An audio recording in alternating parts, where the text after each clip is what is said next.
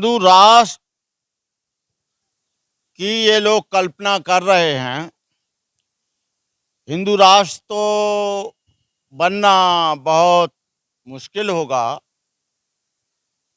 लेकिन यदि हिंदू राष्ट्र बन भी जाता है तो ये शेड्यूल ट्राइब्स और शेड्यूल कास्ट का और बैकवर्ड का स्थान वो होगा जो 2000 या 2500 या 1500 वर्ष पहले था। और पहले क्या था? ब्राह्मण शिक्षा लेगा और देगा, क्षत्रिय रक्षा करेगा और हथियार रखेगा, वैश्य व्यापार करेगा और अपना सामान बेचेगा, शूद्र सेवा करेगा और उसको कोई तीनों अधिकार नहीं होंगे। न शिक्षा से वंचित कर दिया जाएगा, हथियार और बाहुबल से वंचित कर दिया जाएगा, व्यापार से वंचित कर दिया जाएगा। और इसका काम होगा कि तीनों वर्णों की सेवा करना, और तीनों वर्णों की सेवा करते करते मर जाना। न इसको कोई सम्मान की जिंदगी मिलेगी, ना इनको कोई बेहतर जीवन मिलेगा। वो लोग लड़ रहे हैं लेकिन उनको पता नहीं है, वो केवल उनको हिंदू कर दिया गया है। ये केवल हिंदू हिंदू चिल्लाकर पहले भी मस्जिद जो तोड़ने गए थे उसमें सारे के सारे शेड्यूल कास्ट और शेड्यूल ट्राइब्स और बैकवर्ड के लोग थे, और हिंदू हिंदू करके उस बाबरी मस्जिद को तोड़ा गया और बाद में मंदिर बना, और मंदिर में इनको एक भी शेड्यूल कास्ट के आदमी को निर्माण कमेटी में मेंबर नहीं बनाया गया, एक भी बैकवर्ड के आदमी को उसमें मेंबर नहीं बनाया गया, एक भी शेड्यूल ट्राइब्स के आदमी को निर्माण कमेटी में नहीं रखा गया, और एक ही व्यक्ति को उसमें पुजारी भी नहीं रखा जाएगा। केवल ये हिंदू काय के लिए हैं। मुसलमानों से लड़ाई हो तो तुम हिंदू हो, मुसलमानों से लड़ाई हो तो तुम हिंदू हो, वोट डालना है तो तुम हिंदू हो, और मंडल आयोग लागू हो, तुम्हारी शिक्षा की बात आए तो ये बैकवर्ड के लोग नाई धोबी धानो काहल लोहार यादव कुर्मी पटेल हो जाते हैं। और उसके लिए बहुत बड़ा जिहाद किया गया, बहुत बड़ा झगड़ा किया गया। जब कोई लड़ाई की बात आती है मुसलमानों से तो ये शेड्यूल कास्ट के लोग, हमारे वाल्मीकि भाई, हमारे चमार भाई, हमारे जाटव भाई, ये हिंदू हो जाते हैं।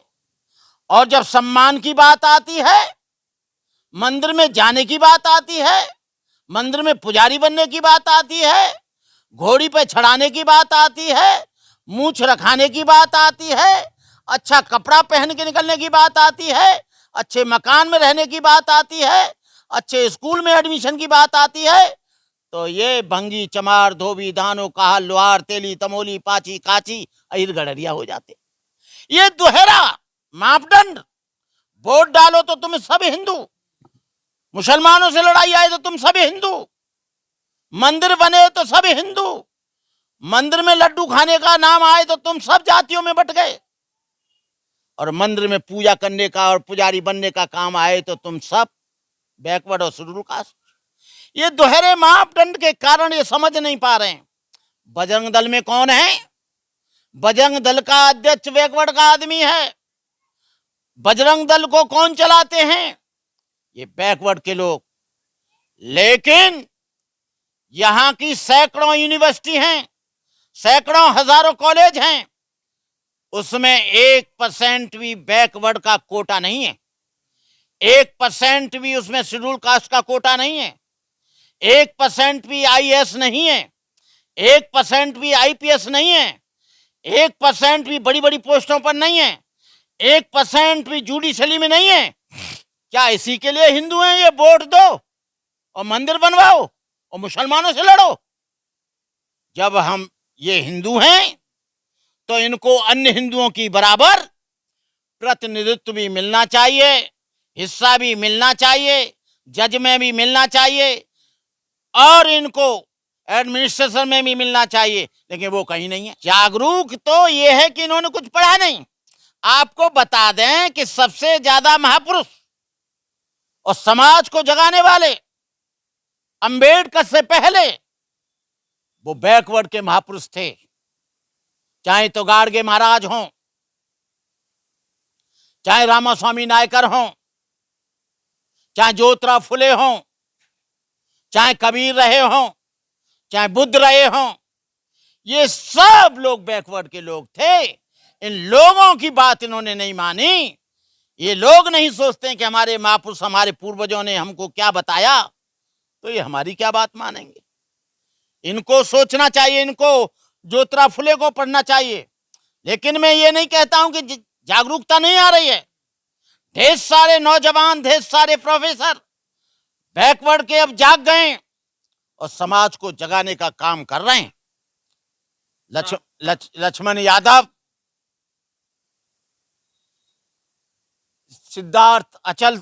सिद्धार्थ यादव, पहले ललित सिंह यादव ने किया।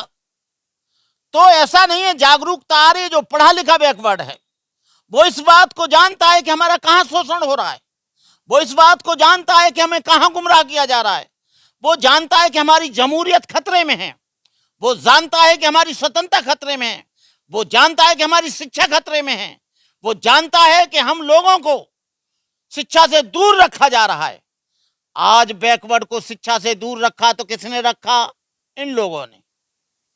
उसको दे दिया कि तेरा दूध काढ़ और दूध निकाल, हमको दे। तू सब्जी पैदा कर, सब्जी हमको दे। तू जो है यहां पहरेदारी कर। सबसे ज्यादा इन लोगों को बरगला कर इन मनुवादियों ने ये तोड़फोड़ की नीति करते हैं। शेड्यूल कास्ट से बैकवर्ड को लड़ा दो, बैकवर्ड को किसी और से लड़ा दो, शेड्यूल कास्ट को मुसलमान से लड़ा दो। ये हमेशा एक दूसरे को लड़ाते रहते हैं। इन्होंने जातियों में बांटा, वर्णों में बांटा, उस कारण से ये सब लोग बटे हुए हैं। लेकिन सबकी कुटाई एक ही तरह से हो रही है, भेदभाव एक ही तरह से हो रहा है, इनकी शिक्षा एक ही तरह से मिटाई जा रही है, उसमें कोई अंतर नहीं है। तो मैं ये कहना चाहूंगा कि जितने भी शेड्यूल कास्ट और बैकवर्ड के लोग हैं, तुम किसी एकांत में बैठकर ये चिंतन करना कि तुम्हारे अधिकारों का इन 5000 वर्षों में कितना हनन हुआ है। तुम ये एहसास करना, इस बात का चिंतन करना कि देश को 70-75 वर्ष स्वतंत्र हो गए, तुमको कितने मौलिक अधिकार मिले, तुमको कितने स्वतंत्रता के अधिकार मिले, तुमको कितना शिक्षा का अधिकार मिला, कितना नौकरियों में अधिकार मिला, कितना तुम्हें देश में हिस्सेदारी मिली। और ये सब वो अच्छी तरह से जानते हैं। लक्ष्मण यादव बहुत अच्छी तरह से जानता है, समाज को जगाने की कोशिश कर रहा है। तो मैं आपको बता दूं, जब तक बैकवर्ड नहीं जागेगा तब तक इस देश में कोई भूचाल आने वाला नहीं। जब तक यहाँ का मुसलमान नहीं जागेगा, जब तक शेड्यूल कास्ट नहीं जागेगा, शेड्यूल ट्राइब्स नहीं जागेगा। शेड्यूल कास्ट के लोग भी वही जागृत हुए जिन्होंने अंबेडकर को पढ़ा, ज्योतिराव फुले को पढ़ा, रामास्वामी नायकर को पढ़ा, सविताबाई को पढ़ा, सावित्रीबाई को फुले को पढ़ा, कबीर और बुद्ध को पढ़ा। वो लोग जागृत हुए। और जिन लोगों ने नहीं पढ़ा, चाहे तो वो शेड्यूल कास्ट के लोग हैं या बैकवर्ड के लोग हैं, वो जागृत नहीं हुए। वो आज भी अंधविश्वासी बनकर, उनका झंडा लेकर, और आज भी वो उसी तरह से काम कर रहे हैं। उनके बरगलाने पर ये सब काम चल रहा है। ये बरगलाते रहे तो इनका समाज एक दिन मिट जाएगा, एजुकेशन मिट जाएगी, इनके मौलिक अधिकार खत्म हो जाएंगे। मैं कहता हूं बैकवर्ड के लोगों से, संविधान को पढ़ो और उसमें देखो कि बैकवर्ड के पिछड़ा वर्ग को डॉक्टर अंबेडकर ने क्या लिखा है, क्या बताया है। जब तुम उसे पढ़ लोगे तो, लेकिन तुम्हें तो पढ़ाई जाती है गीता, तुम्हें तो पढ़ाई जाती है रामायण, तुम्हें तो पढ़ाई जाती है भागवत, तुम्हें तो पढ़ाई जाते हैं चारों वेद, जिसमें तुम्हारी स्वतंत्रता के लिए और तुम्हारे बंधन मुक्त होने के लिए कोई नियम नहीं है। पढ़ते रहो, तुम काबर उठा के लाओगे। मैंने एक बार पूछा एक पंडित जी के यहाँ गया, मैंने कहा तुम्हारा बच्चा कहाँ गया है?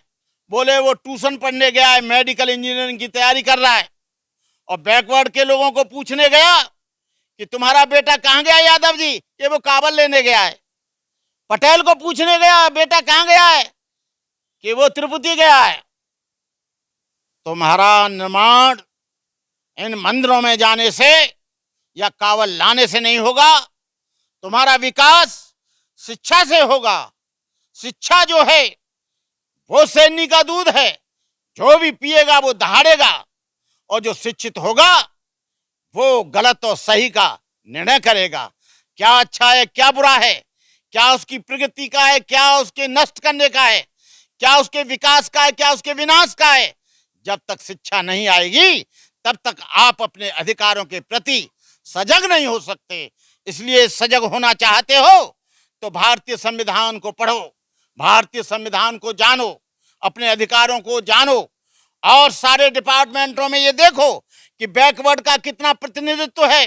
सारे डिपार्टमेंटों में देखो, जबकि तुम्हारा 50% प्रतिनिधित्व होना चाहिए, लेकिन किसी भी डिपार्टमेंट में तुम्हारा 1% प्रतिनिधित्व नहीं है। 1% तुम्हारे जज नहीं है, 1% तुम्हारे आईपीएस नहीं है, 1% तुम्हारे आईएएस नहीं है। काहे का गर्व करते हो? झूठा छत्री बना दिया तुमको, झूठा छत्री कि हम छत्री हैं। और छत्री काहे के लिए हैं? कि शेड्यूल कास्ट के लोगों को और इनसे लड़ो, और माइनॉरिटीज के लोग मुसलमान से लड़ो, इसलिए तुमको छत्री बनाया है। तो मैं मुख्य रूप से बैकवर्ड के लोगों से, शेड्यूल कास्ट और शेड्यूल ट्राइब्स के लोगों से, और उन अल्पसंख्यक और माइनॉरिटीज के लोगों से अपील करता हूं कि आप संविधान को पढ़ो और अपने अधिकारों को जानो।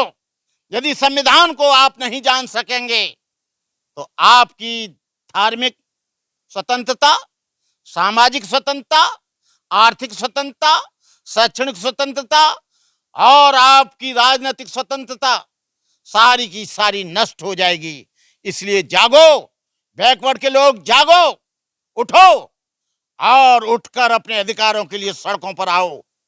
और मैं विद्रोह बगावत की बात तो नहीं करूंगा, लेकिन आप जागरूक होकर झंडा उठाओ अपनी आजादी के लिए, अपनी स्वतंत्रता के लिए, अपने अधिकारों के लिए और अपने मौलिक सिद्धांतों को बचाने के लिए। इन्हीं शब्दों के साथ मैं अपनी बात समाप्त करता हूं।